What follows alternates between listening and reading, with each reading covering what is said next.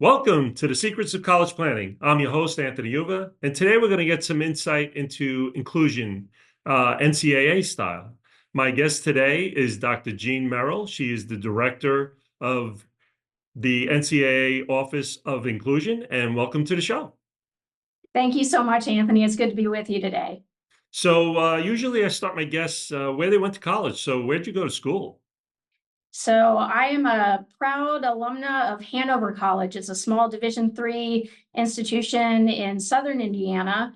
And I was a softball student athlete there and majored in Spanish. So I had a wonderful Division III experience. Oh, fantastic.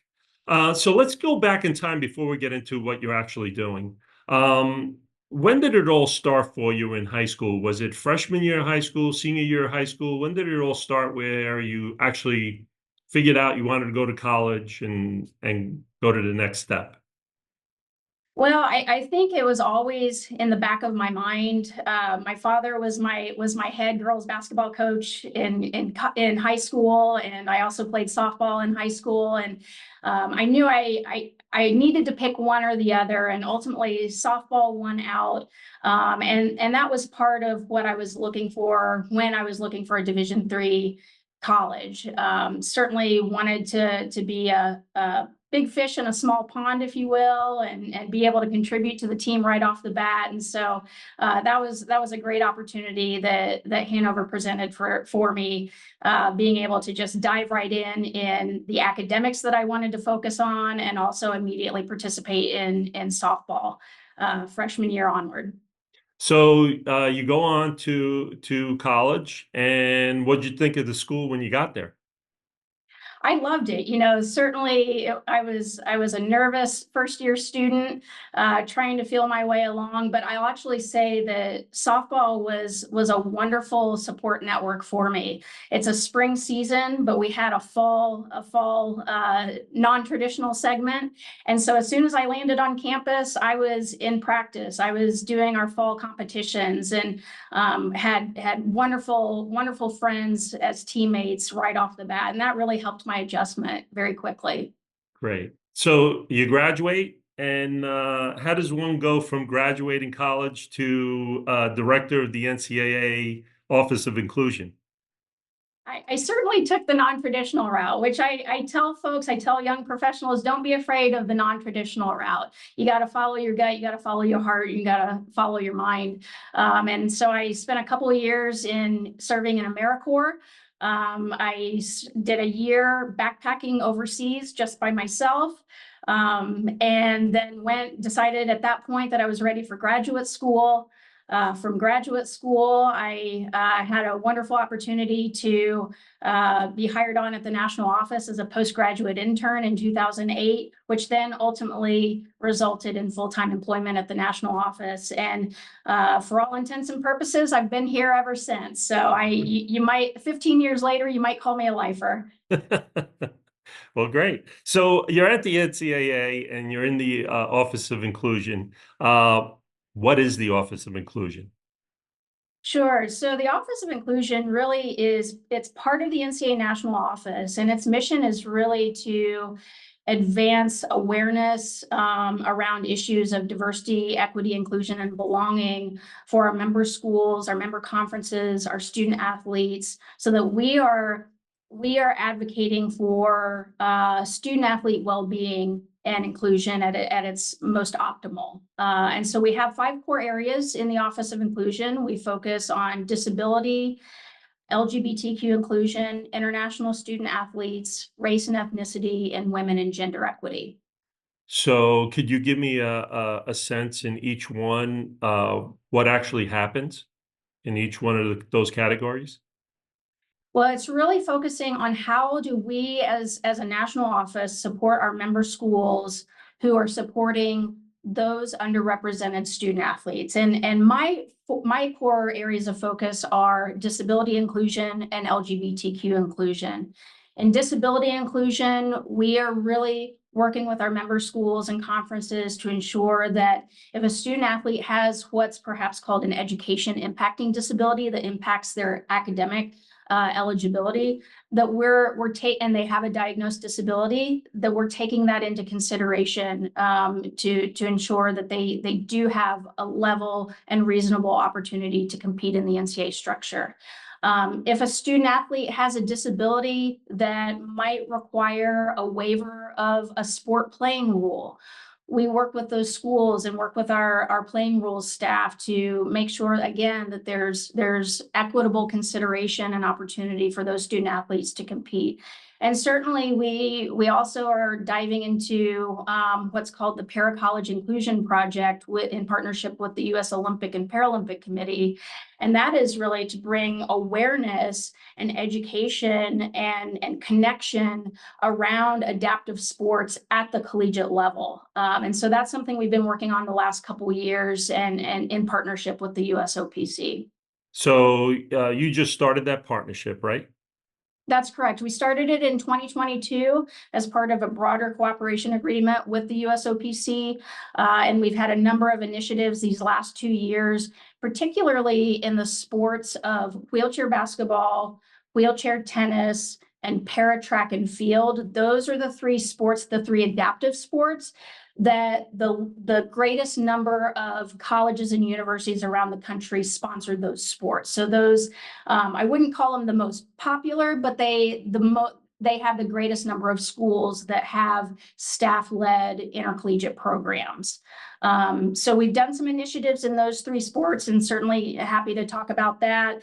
We also have, we've just launched again in partnership with the USOPC right before the Paris Paralympics, we launched a para-college website. And this is a one-stop shop for prospective student athletes who might be interested in competing in adaptive sports in college to find information about what schools offer what adaptive sports.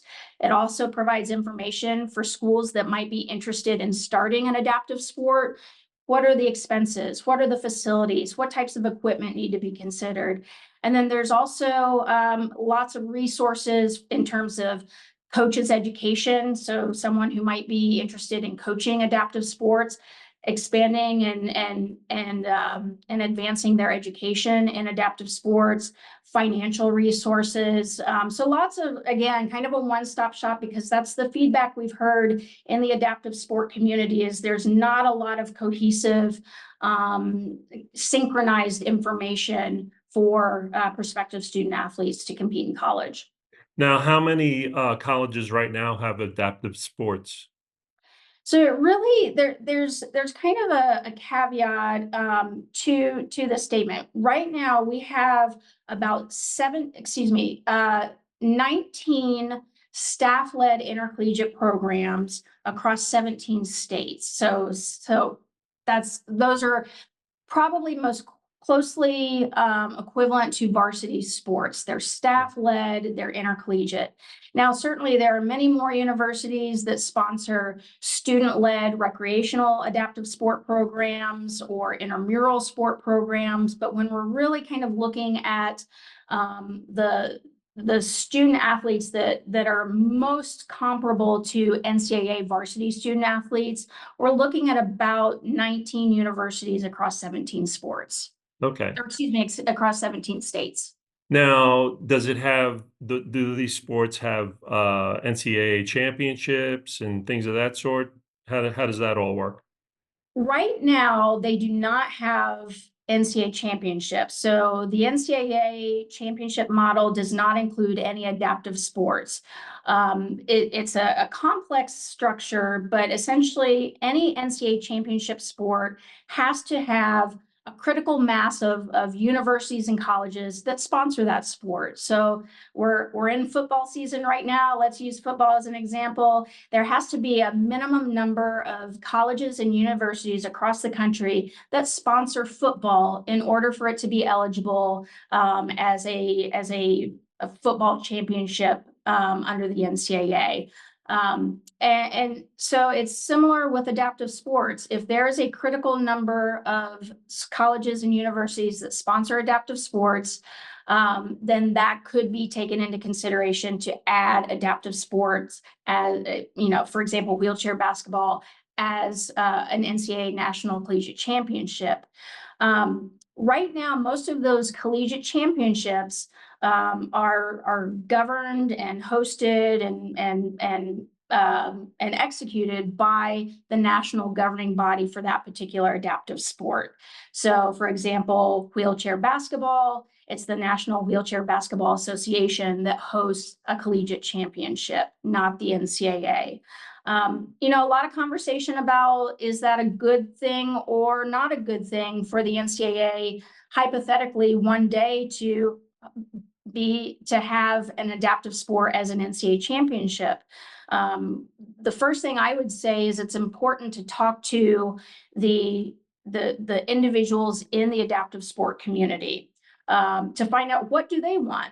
Are they content with having collegiate championships hosted by their national governing body, or is it something that they would like to be integrated into the NCAA championship model? Certainly pros and cons to all of that, but I think that's the starting point. And then ultimately it's the will of our NCAA membership, our schools and our conferences that make that determination. Now, as a student athlete that has a disability of some sort, what's the process for that student athlete to go to school and find out about this? What would be the process for that student athlete? What would they have to do? Sure. So it really depends on what the student athlete is wanting to do, and what type of disability the student athlete has. I think as a baseline, it's really important to emphasize that the NCAA wants every student athlete to pursue intercollegiate athletics and physical activity to the extent of their interests, and willingness. And so if there is a student athlete with a disability that wants to play an NCAA varsity sport, and it's not changing the nature of the game, it's not putting any health and safety risks on the table, then certainly we want student athletes with disabilities to compete on NCAA varsity teams, and they do. We have many student athletes with a myriad of disabilities competing on our NCAA varsity teams. Now, there are certainly some student athletes who might not be able to compete on NCAA varsity teams. For example, someone who uses a wheelchair and wants to compete in wheelchair basketball. I'm going to use wheelchair basketball as kind of the example here. Playing wheelchair basketball is very different than standing basketball. And so we then want to work with that student athlete to get connected to a college around the country that hosts, that sponsors wheelchair basketball as a staff-led sport, as an intramural sport, as a recreational sport, depending on what type of experience they're looking for. Yeah. Now, do they go directly to the university to go see what type of sports they have on adaptive sports, or do they come to the NCAA to do this? Generally, it's going to be they're going to the individual university. So because adaptive sports are not part of the NCAA model, we truly aren't necessary to be a conduit for connecting a prospective student athlete to a particular university. So a lot of it's word of mouth. A lot of it, there aren't a lot of colleges around the country that sponsor adaptive sports. And so it's a lot of it is kind of just small community of people sharing information. But that's actually what we're really hoping this new website, this para-college website, can help start to fill the gap in terms of, if a student athlete is interested in playing a sport, they can find this website, whether they're going to the NCAA, they're going to the USOPC, and they're being routed to this website that then can route them to the various options around the country collegiately. So give me a sense. What's the website? Give me a sense of what do they do on the website? Sure. So it's the USOPC NCAA para college website, and I can certainly send you the link after the interview. But it really is four-pronged. It's providing information about what is adaptive sport, what is para sport. When we talk about that, what do we truly mean here? It is providing information for prospective student athletes and their families on what types of athletic opportunities in college might there be? What is being sponsored at schools, colleges, universities around the country? Sure. It also, the third prong is also providing information to colleges and universities who may be interested in creating and starting an adaptive sport. So again, what type of finances do need to be considered? How do we recruit student athletes that would be interested in competing in adaptive sports? What type of facilities? What type of what type of equipment is necessary? Do we need to budget for game chairs? In addition to student athletes using day chairs. And then the last prong of this website again is resources. So it's resources for coaches' education, for financing. So a lot of folks, a lot of colleges and universities, they balk at the idea that this is going to be a major expense. In reality, so much of adaptive sports is subsidized. And so there are a lot of financial resources to help not only individual student athletes participate, but also for colleges and universities to start programs. Now, do student athletes get any help by playing in the adaptive sports from the colleges? Do they get any finance money? Some do. Now, I will say it's not many colleges that offer scholarships, but certainly there are a number of primarily, I believe, Division I colleges and universities that do offer some scholarships for adaptive sports student athletes. Okay, good. Well, we're coming to the end of our show, and usually I ask my guests, what advice do you want to give to the students, the parents that are watching this, that want to get into adaptive sports at the college level? What advice do you want to give them? Absolutely. Well, the advice that I would offer is continue to ask questions. If you're interested in a school, don't hesitate to reach out to the school, ask questions, work with the Disability Services Office or the Accessibility Services Office on campus. Reach out to the athletics department, because a lot of times disability services and the athletics department have a relatively strong partnership. Talk with rec sports to find out if there are participation opportunities there. Certainly feel free to reach out to our NCAA Office of Inclusion at inclusion@ncaa.org, and we'll point you in the right direction. But I think what's most important is don't hesitate to self-advocate. It's really important to ask the questions. Don't be afraid to hear no. You might run into that here and there, but it's always important to ask the questions. So that would be my guidance, is just continue to move forward and be strong with your interest. Great. Well, thank you very much for coming on the show. I really appreciate it. Thank you, Anthony, so much.